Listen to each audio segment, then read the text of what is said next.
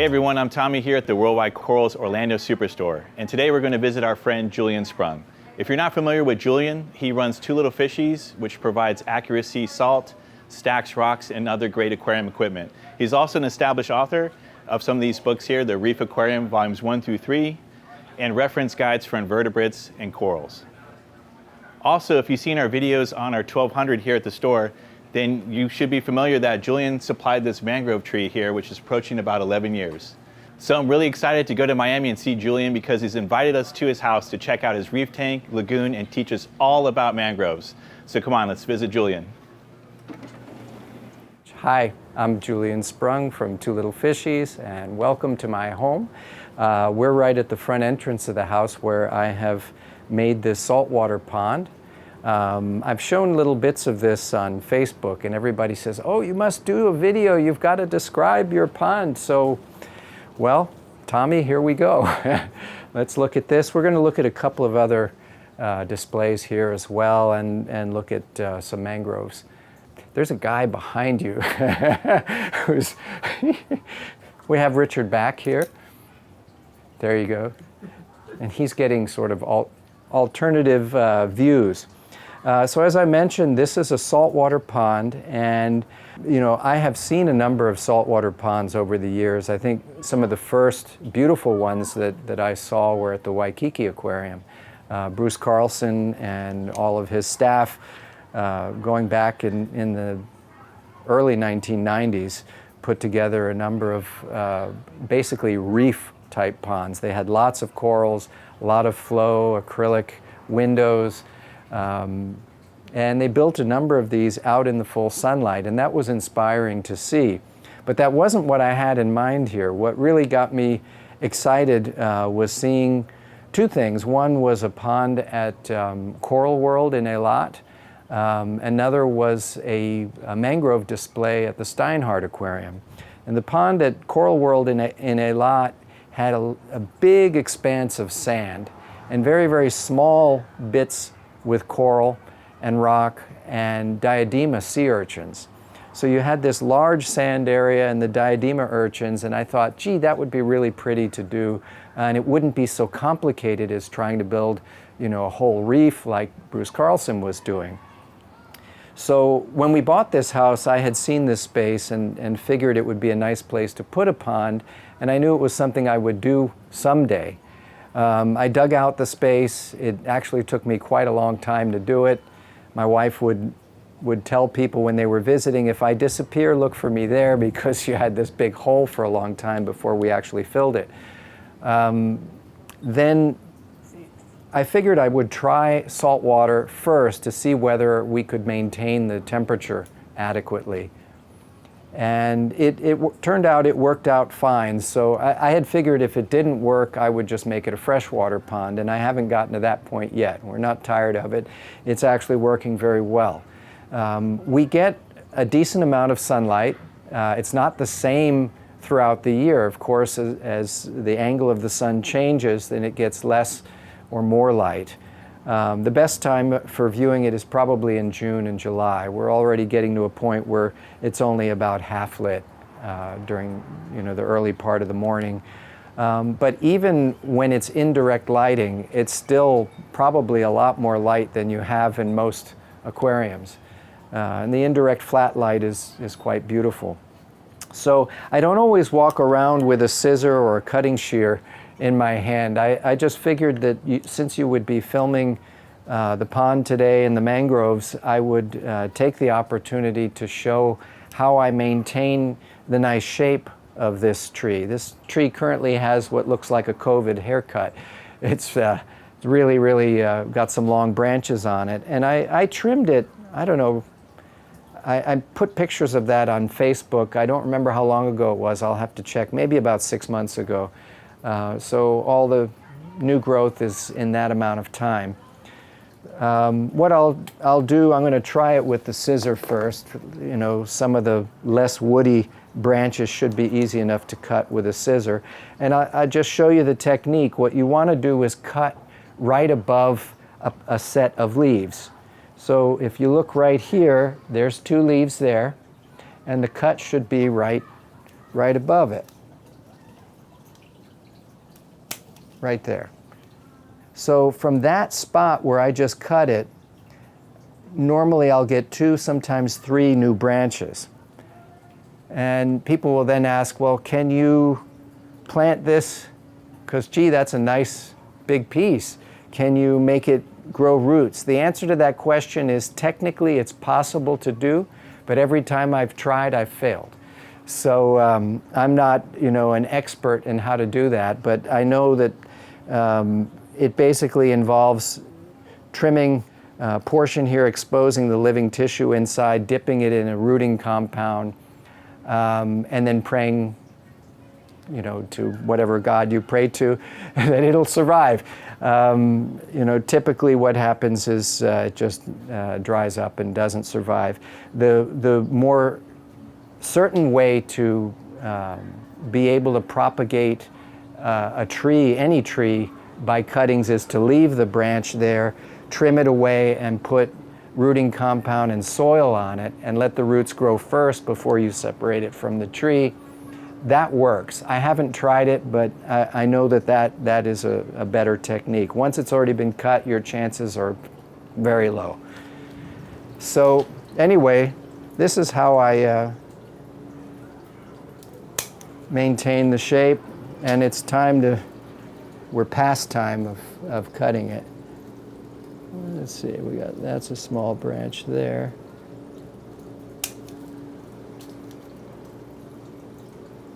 And when you have a big tree, it's necessary to do this every few months. Or as I've done here, probably it's been about 6 months. Okay, so let's assume it's around 8 years old now.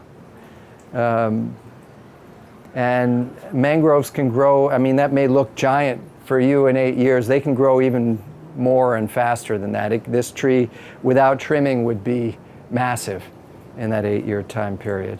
How did I get started in that? Well, it's tied together with my involvement with growing corals and the reef aquarium hobby. In the late 1980s, when I was doing my initial experiments at the University of Florida, I was interested in the mangroves as well. And so I brought mangrove propagules with me. I was in University of Florida. I could go to the Gulf Coast and collect them. And so I started growing them just because I thought they were cool. I also noticed that Walter Adey at the Smithsonian Institution was growing seagrasses and mangroves at that time. And in 1987, I visited his facility, and I was completely blown away at what they were growing, what they were able to do with mangroves. And so it's something I've been doing since that time, all along. The hobby has gradually embraced keeping mangroves together with reef aquariums or as a separate kind of a ecosystem. It's been a long, long process, and I've been pushing it along. And this ties into the question people have, well, how much nutrients do mangroves remove from the water? And the truth is not much. But if you have a large tree on a relatively small system, it'll have some impact on phosphate in particular, nitrate, not so much. The subject of putting a mangrove in a reef tank, I think it's the wrong perspective. If a hobbyist has a reef tank and that's the only aquarium they have, and it's as typical a display tank which has a certain level of height and the water is all the way to the top, that's not the place for the mangrove. The mangrove really needs to go in a place that has a low water level. The big display at Worldwide Corals that has the mangrove, of course, models systems that I've set up that the owners at Worldwide Coral saw, where the water level is only about halfway the height of the whole display. For the home hobbyist, putting the mangrove in a refugium or in a display refugium connected to the main reef, that's the real way to do it.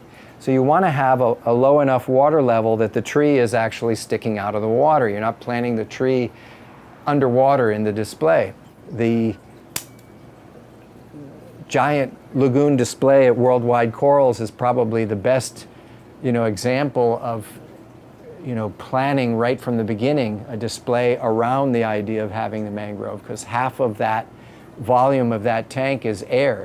It's wasted space, but it's not, because you get to look down on the aquarium just like this pond. You have that top-down perspective, as well as they did design it with glass windows that you are able to look through, and you can see underwater, which I can't do in this pond, which is sunk in the ground. Yeah, that's key. The red mangrove, that's what this is, Rhizophora. They exclude salt. They don't actually take up salt water and secrete it under the leaves. That's something that the black mangrove does. So the red mangrove has a process that's very much like a reverse osmosis filter, where they keep the salt out of the roots and take in the fresh water. And the way they do it, they have a multi-layer, tissue layers in each root, and with photosynthesis, two things happen. There's a process called transpiration, where water is being drawn into the root and circulated, pumped through the plant, and it transpires out of the leaves. So you have fresh water basically evaporating by transpiration out of the tree. That creates a pressure where the water is being drawn in all the time. And so you have the opposite processes. You have gas being pumped down and water being drawn in, and the layers of tissue in between. So it's very much like a reverse osmosis filter, but it only works if you have enough light. If there's not enough light, it fails. The leaves droop, the roots and stem, everything becomes soft. If anybody's ever tried to grow a red mangrove and had it become soft, you know what I'm talking about. That means the tree is in shock. It's no longer doing that process, and it will die. It will dehydrate in salt water. If you have a healthy tree that is leaves drooping for whatever reason, maybe you damage the roots or it's not getting enough light, the only way you could save it is to put it in fresh water, so it's not having to deal with that salt gradient. Putting it in fresh water and illuminating it, letting it then adapt, survive hopefully, and once it's healthy again, you can put it in salt water, but to survive in salt water, they need adequate light. It must be strong enough light.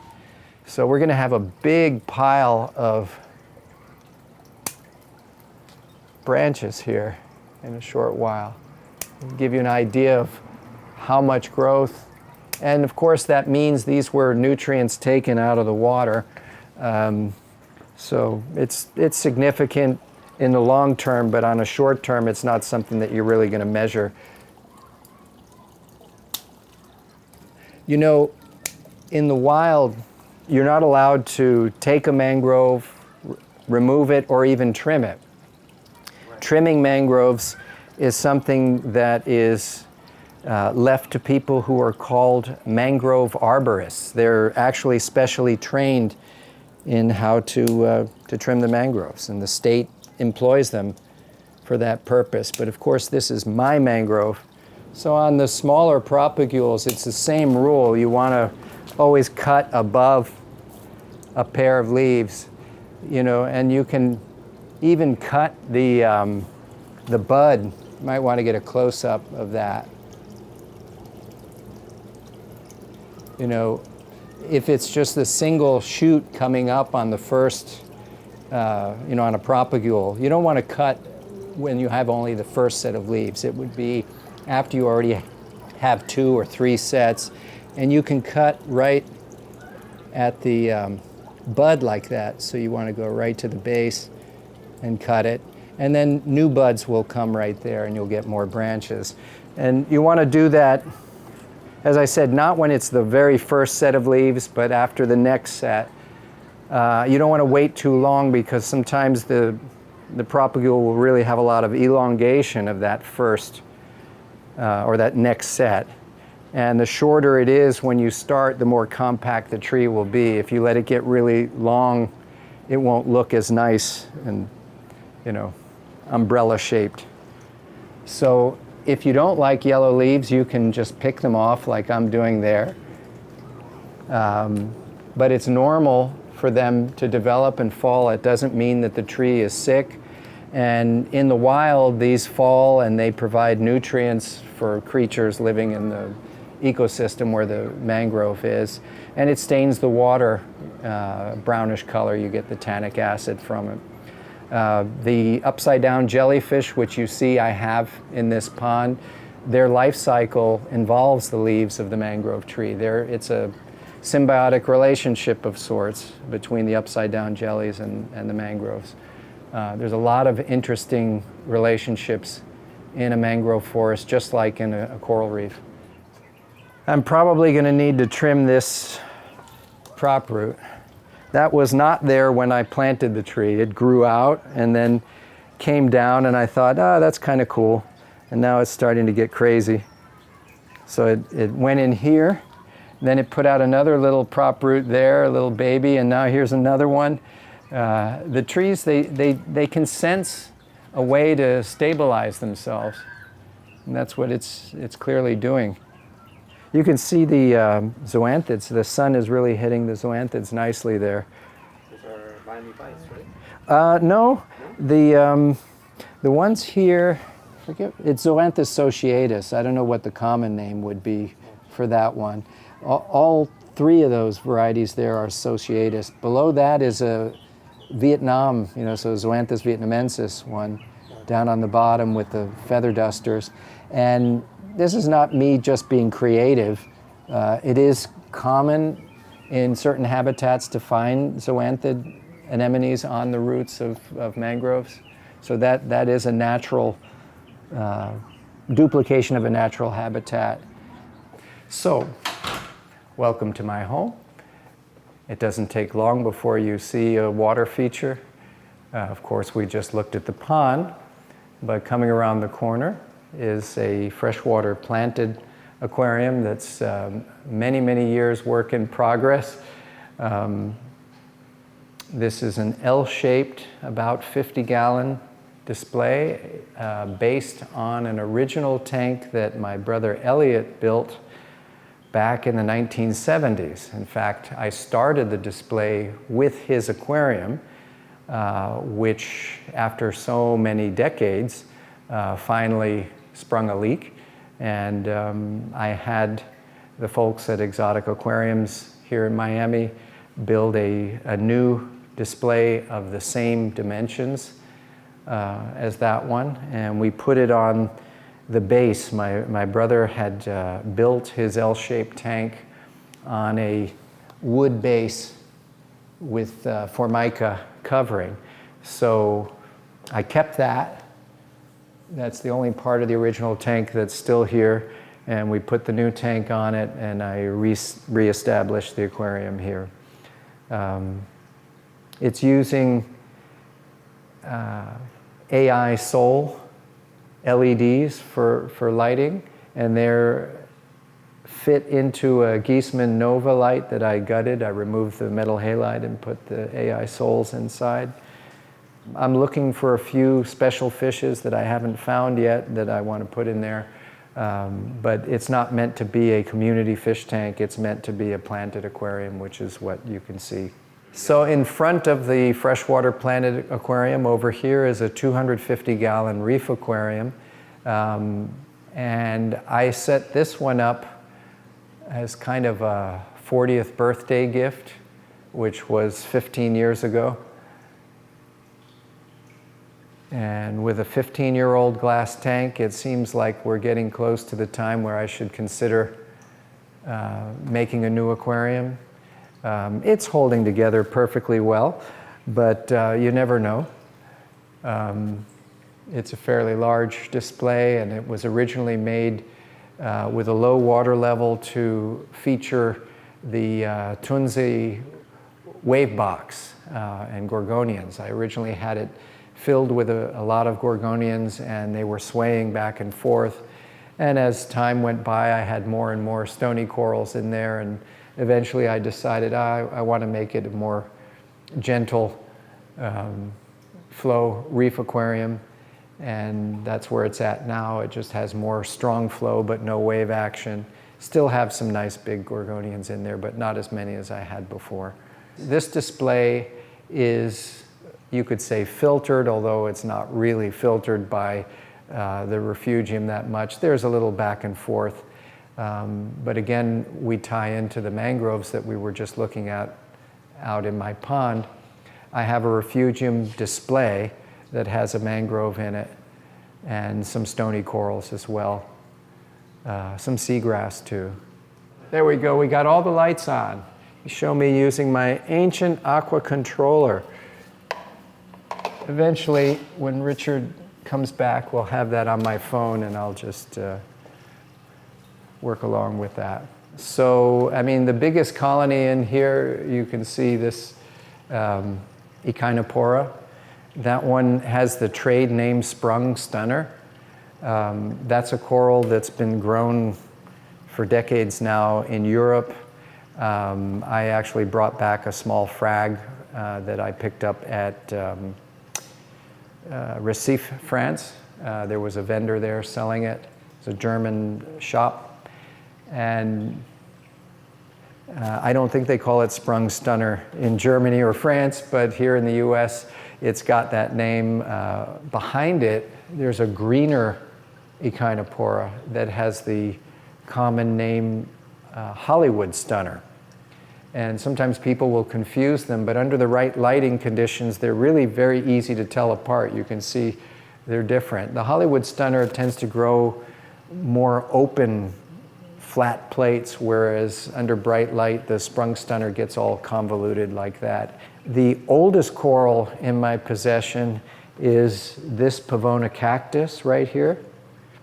And now don't be confused by this, which is not Pavona cactus, it's Pavona. It's a different species. I brought that back at the same time as I got the Sprung Stunner. And this is another one that's called mint chip Pavona that is available at ORA. But this is Pavona cactus. You can see the blades are bigger than those. And that I got on a colony of Corallimorpharia, mushroom anemones.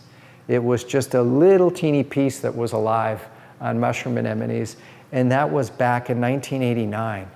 So that's the oldest coral that I have, and I frag it and put it around in the tanks. It's, a brown coral, people don't give it a lot of real estate, but to me it's precious, it's a nice coral, and I like the shape of Pavona colonies.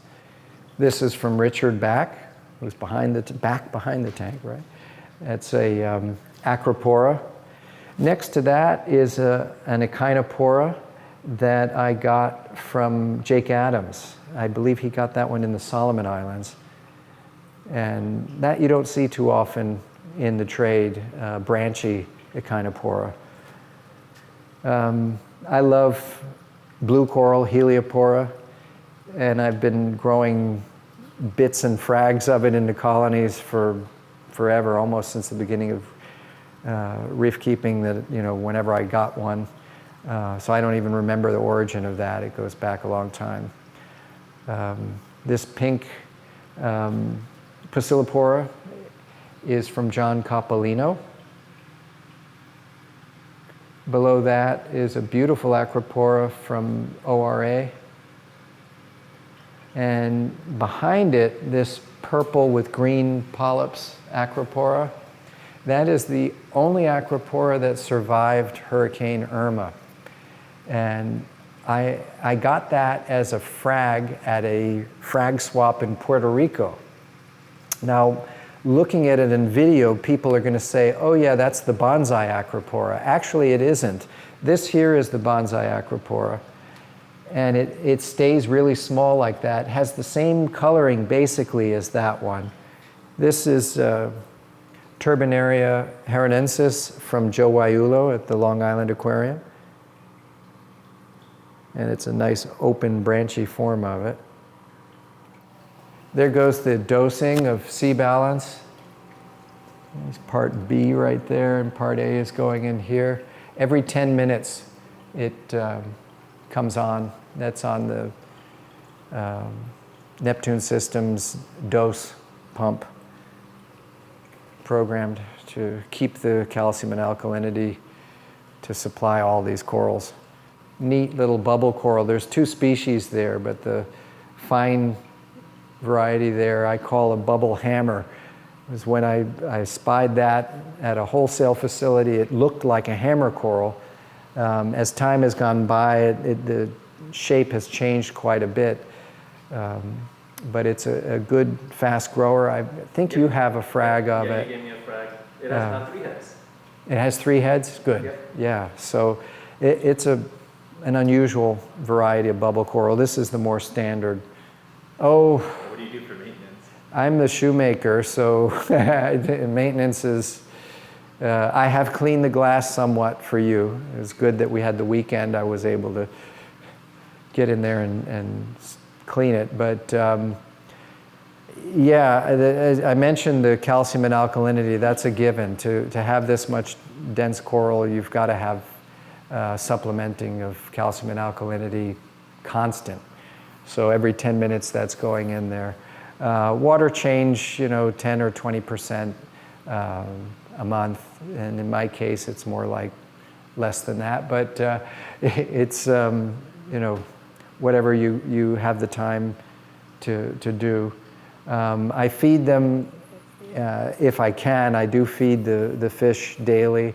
And they get, a mixture of, whether it's sheets of the sea veggies or our flakes. When I remember, I'll load up the auto doser there and it goes into the feeding ring here. That's the purple sea veggies flakes.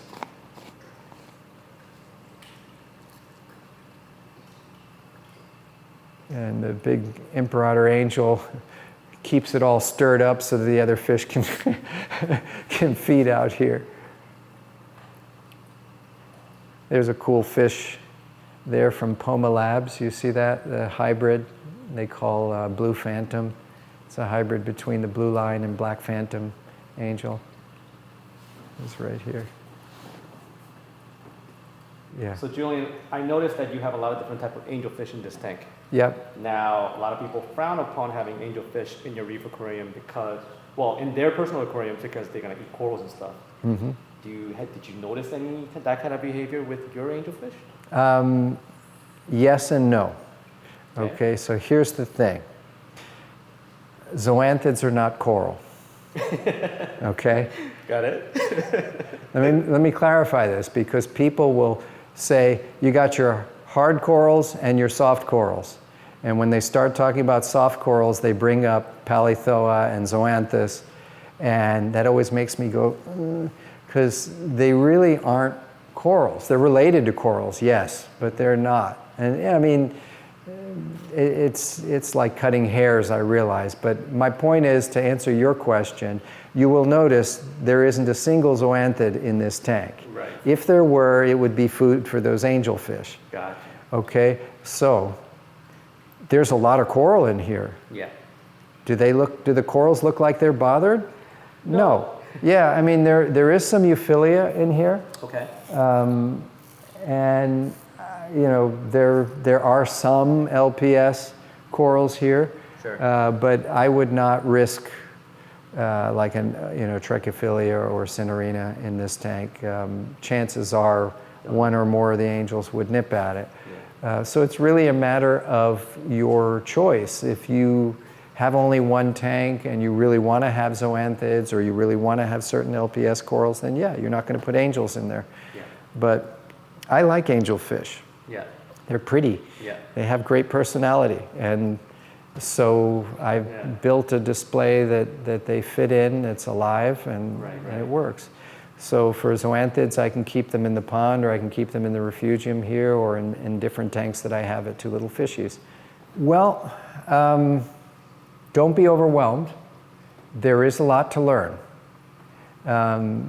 And that never ends, because I guess people consider me an expert, and I'm learning all the time. There's always problems that I encounter that can be very, very frustrating. And so know that. Even the experts are frustrated now and then. So my advice is to try to limit your scope, even though you see all these wonderful, beautiful things. Limit your scope so that you can become successful in certain things. Another piece of advice is that fish universally carry pathogens, and it's helpful to know which fish tend to get sick more often, and to, at least as a beginner, avoid them. Because if you say, oh, I want this, I want that, and use that, what I want, as your decision-making tool, chances are you're going to have some problems that may make you want to get out of the hobby. There are flame hawks in here. They don't get sick. It's a great fish for a beginner. All the tank-raised clownfish are a good choice. Beginner corals, it's a little bit tricky. I would say Turbinaria are pretty good, robust corals that are hard to kill. Duncan, which is basically a Turbinaria, and Turbinaria is a Duncan. They're very, very easy to keep. Pavona are also relatively simple. So you can see I've got a few mangroves here. I've got some more over there. So a few different varieties, and then just different sizes, ones that I've grown out. Well, Tommy, it's been really great sharing this morning with you and Richard, and taking a nice tour of my aquariums and looking at all the mangroves. I just wanted to mention that my company is Two Little Fishies. Two Little Fishies does not have mangroves as a product. That's just been my crazy passion for years while running Two Little Fishies. But you can certainly contact me if you're interested in mangroves, and I'm sure I can help you out. Two Little Fishies manufactures all kinds of products for either fresh or saltwater, but mainly saltwater aquariums. We make synthetic seawater mix, Accuracy 1. We make all kinds of accessories and water conditioners and foods, filters, filter media. Take a look at twolittlefishies.com and you can see the kinds of things that we do every day. It'd be great to see you if you come out to Reefapalooza or one of the other trade shows where we exhibit. And then oftentimes I bring these mangroves with me. That's a good place to find them. Nice and healthy, beautiful. Look at that root mat. There's no soil at all. That's entirely roots. It's mangrove peat. So long. It's been real. Wonderful sharing my aquariums with you. I hope you enjoy that. Ask me questions. See if I answer.